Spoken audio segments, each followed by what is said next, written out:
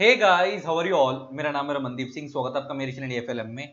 Guys, एक छोटी सी बात करने हैं आप लोगों से। बहुत सारे सीएमए वाले बच्चों का मेरे पे मैसेज आ रहा था कि रमन सर, सीएमए इंटर का और फाइनल का पेपर पैटर्न क्या रहेगा दिसंबर 22 के लिए। मतलब जो आपके पेपर दिसंबर 22 निकल रहा है मुंह से, क्योंकि दिसंबर में होते वैसे आपको पता है एक्सटेंड हो चुके हैं, 5 जनवरी से हैं। तो मतलब जनवरी 23 कह लो या दिसंबर 22 कह लो, कि पेपर पैटर्न क्या रहेगा। तो बेटा, मेरी कल परसों किसी काउंसिल मेंबर से बात हो रही थी। ऑल्दो अभी ऑफिशियल वेबसाइट पे नहीं आया, तो इसलिए जनरली मैं प्रेफर नहीं करता, लेकिन स्टिल तुम्हारे को बोल के ना थोड़ा मेरे को तसल्ली हो जाती है। मैं आपको क्लियर कट बता देता हूँ कि जो मेरी बात चल रही है, मैंने तुम्हारे को शायद ये बात पहले भी याद होगी, मैंने बताई थी। मतलब मैंने आपको पहले ही बताई थी कि पेपर पैटर्न जो अभी ऑनलाइन में चल रहा था वो नहीं रहेगा।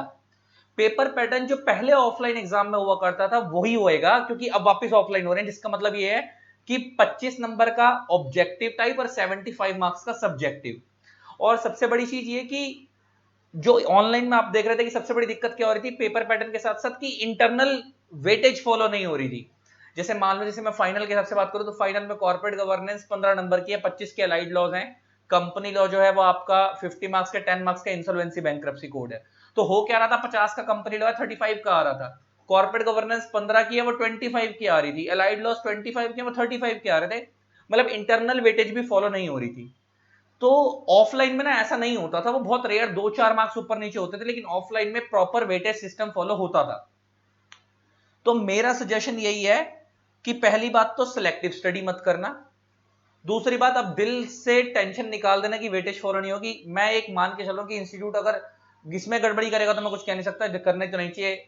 अगर इंस्टीट्यूट की समझदारी यही कहती है कि ऑफलाइन में ये लोग माहिर हैं, शुरू से करवाते आ रहे हैं, तो पेपर पैटर्न जो रहेगा इंटरनल वेटेज वाला वो प्रॉपर फॉलो होगा। और दूसरी चीज ये कि मैंने बार बार बोला सिलेक्टिव स्टडी मत करना, कहीं से भी कुछ भी आ सकता है। और तीसरी चीज की जो वेटेज वाली बात कर दी मैंने, 75 मार्क्स का जहां तक मेरी उम्मीद है सब्जेक्टिव रहेगा, 25 मार्क्स का ऑब्जेक्टिव रहेगा। स्टिल अभी इंस्टीट्यूट की तरफ से ऑफिशियल क्लैरिफिकेशन कोई नहीं आई है। जैसे ही कोई आएगी, अगर इसमें कोई ऊपर नीचे चेंजेस होंगे तो मैं बता दूंगा। 5-7 नंबर ऊपर नीचे हो तो आप मोटा मोटा ये मान के चलो कि वेटेज यही आएगी, वही आएगी। ज्यादा थोड़ा बहुत चेंज करेंगे तो 30-70-30 कर देंगे, लेकिन जहां तक मेरी उम्मीद है 25-75 ही रहेगा। तो आप उसके हिसाब से तैयारी करते चलो। और दूसरी चीज ये, सिलेक्टिव स्टडी मत करना, ठीक है जी। All the best. और इंटरनल वेटेज पे फोकस कर सकते हो, क्योंकि ऑफलाइन एग्जाम में कंप्यूटर रैंडमली सिलेक्ट नहीं करता, तो इंस्टीट्यूट के लोग ही बनाएंगे, तो वो टेंशन खत्म हो जाएगी आप लोगों की।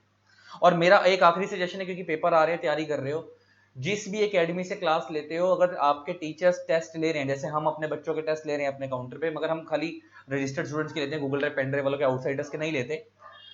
लेकिन स्टिल अगर वो जो टेस्ट मैं किस तरीके के लूंगा, अगर वो देखने हैं, तो वो टेलीग्राम आप मेरा ज्वाइन कर सकते हो, उसमें मैं डालूंगा, कम से कम आप लोग वो तो देख ही सकते हो। और जो अपने बच्चे हैं उनके लिए तो हम लेंगे ही टेस्ट।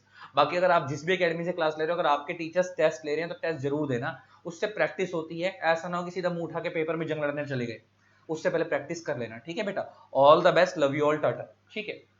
बाकी स्टिल कोई इंस्टीट्यूट से नोटिफिकेशन आएगी, कोई भी कंफर्मेशन आएगी ऑफिशियल, तो मैं उसके बारे में बना दूंगा। ये इंटरनल थोड़ा सा बात होती रहती है ना, काउंसिल में तो पता लग जाता है, तो उसके अकॉर्डिंग मैंने तुम्हारे लोगों को बताया।